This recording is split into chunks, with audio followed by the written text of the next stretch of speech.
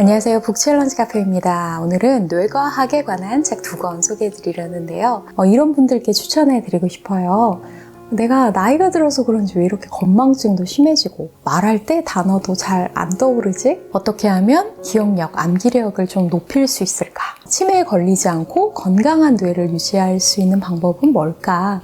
이런 고민을 하시는 분들, 또 부모님의 뇌 건강이 걱정되시는 분들에게 아주 유용한 지식을 담고 있는 책입니다.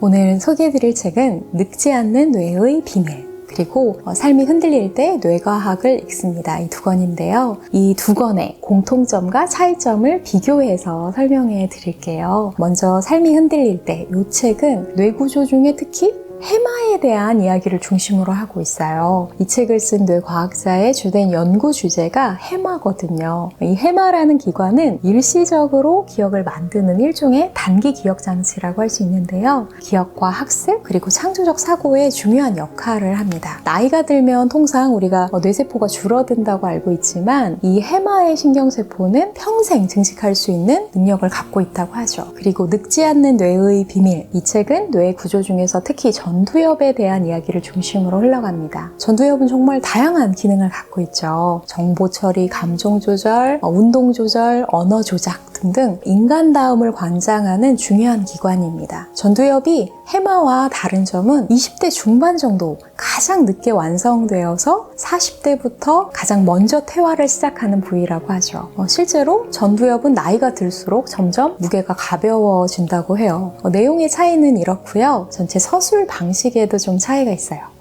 비유하자면 이 삶이 흔들릴 때는 약간 외떡잎 식물의 수염 뿌리, 그리고 늙지 않는 뇌는 쌍떡잎 식물의 고든 뿌리 같은 그런 책의 짜임을 갖고 있어요. 전자는 뇌과학에 대한 여러 가지 다양한 주제들이 병렬식으로 나열되어 있어서 굳이 처음부터 쭉 읽지 않아도 궁금한 주제를 골라 읽을 수 있는 장점, 깊이 면에서는 좀 얕게 느껴지는 단점이 공존하는 것 같아서 수염뿌리라고 표현했고요. 딱 뇌과학자의 가벼운 에세이 같은 느낌이 있어서 무거운 주제를 좀 가볍게 접근할 수 있는 책이고요. 반면에 후자는 전두엽이라는 주제의 굵직한 원뿌리를 중심으로 흘러가서 짜임새가 좀 더 탄탄하고 주제가 분명한 느낌을 받았어요.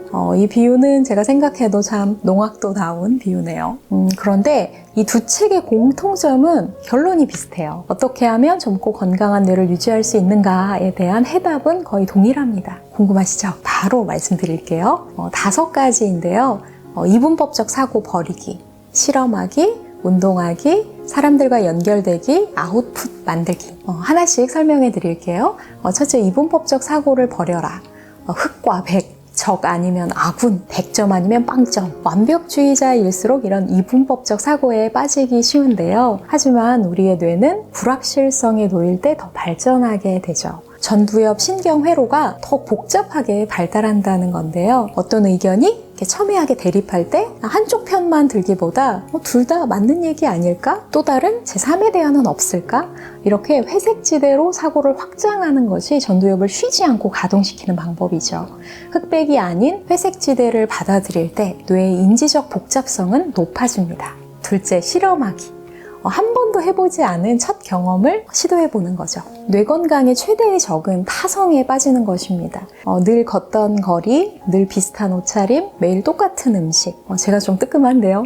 또 선호하는 작가의 책만 편식 독서하는 것은 사실 선택과 고민이 없는 삶이죠.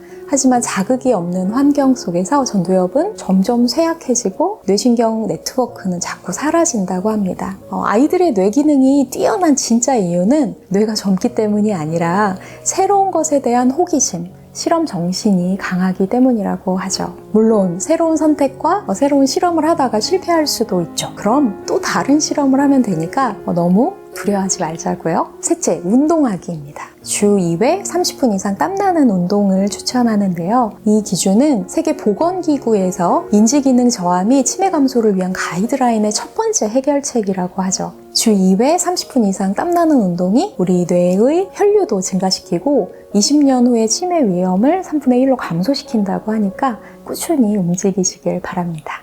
넷째, 다른 사람과 연결되라. 우리가 타인과 대화를 나누는 것만으로도 뇌의 혈류를 증가시킬 수 있다고 해요. 아까 말씀드렸다시피 전두엽의 기능 자체가 정보 처리, 감정 조절, 운동 조절, 언어 조작. 이 기능들은 사실 우리가 누군가와 소통할 때 동시에 사용되는 기능들이죠. 타인과의 연결 자체가 전두엽을 활발하게 쓰는 일입니다. 치매를 일으키는 위험 요소 베스트 3 안에 드는 것이 사회적 단절인데요. 가족, 일터, 친구, 봉사활동, 교회 등등 크고 작은 조직과 연결되어서 매일 소통하는 건강한 습관 만드시길 바랍니다. 마지막으로 5번째, 아웃풋 만들기. 학습하는 거, 배우는 게 인풋이라면 아웃풋은 이 인풋을 받아쓰기처럼 똑같이 재생하는 것이 아니라 그 지식을 가공하고 해석해서 타인에게 설득력 있게 또 효과적으로 전달하는 일련의 과정을 의미합니다. 이런 훈련을 하면 뇌가 발달할 수밖에 없겠죠. 아웃풋을 할 상대가 필요하고 그 관계를 잘 유지해야만 하기 때문에 타인과 소통하지 않을 수 없고요. 책 한 권을 읽더라도 혼자 읽는 인풋으로 끝나지 않고 독후감을 쓰거나 인상 깊었던 내용을 삶 속에 실험하고 적용하거나 누군가와 함께 토론하거나 저처럼 이렇게 영상으로 여러분에게 전달하는 것도 전두엽을 단련하는 아웃풋의 좋은 예가 될 수 있겠죠. 뇌를 젊고 건강하게 유지할 수 있는 5가지 방법 말씀드렸는데요. 사실 이런 방법들이 약간의 스트레스를 동반하고 있어요. 큰 스트레스는 건강에 치명적이지만 우리 뇌는 사실 작은 스트레스들을 극복하면서 발달한다는 것 기억하셨으면 좋겠습니다. 오늘 하루도 즐거운 모험이라고 생각하면서 새로운 선택들로 채워보면 어떨까요? 제가 준비한 이야기는 여기까지고요. 끝까지 시청해주신 여러분 감사합니다. 좋은 책으로 또 만나요.